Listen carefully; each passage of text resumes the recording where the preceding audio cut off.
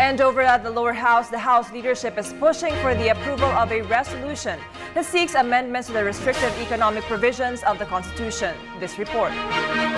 Two economic measures are pending in the House to boost the country's competitiveness to sustain economic growth for the long term. Resolution number 1, authored by Speaker Feliciano Belmonte to amend the restrictive economic provisions of the Constitution. It calls for the insertion of the phrase that may be provided for by law to empower Congress in the future to introduce amendments on provisions which bar foreigners to own land, stakes in media and advertising, education, and most especially public utilities. Belmonte stressed there is also a need to define the scope of utilities given the massive demand for investments in infrastructure development. Although government is expected to increase spending for infrastructure to 5% of GDP by 2016, foreign capital could double that to 10% by 2020. Deputy Speaker Jorge D. Agabao stressed the urgency of the measure to maintain the course of reform. With the economic integration now coming into fruition by end of next year, we must be able to open our economy to foreign direct investment. And many of our experts are saying that this restrictive economic provisions in our Constitution is a disincentive for foreign direct investments. However, Buhay Party List Congressman Lito Atienza said the current exercise in the House may be diverted to propose amendments to lift term limits for all elected officials. Atienza has filed a resolution calling for a constitutional convention to undertake charter reforms by delegates elected in the 2016 elections.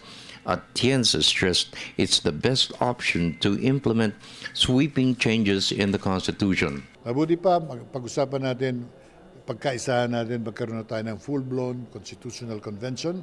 And I am all set to file a bill along that line, calling for a constitutional convention with the elections of the delegates to be done simultaneously with the 2016 election. And thereafter, the new president will now be given a chance to at least be aided by constitutional changes that could be produced by this constitutional convention. Ngayon, any other mode, magsususpecha ang bayan. The antitrust bill or the fair competition law is another major measure to level the playing field of business in the country.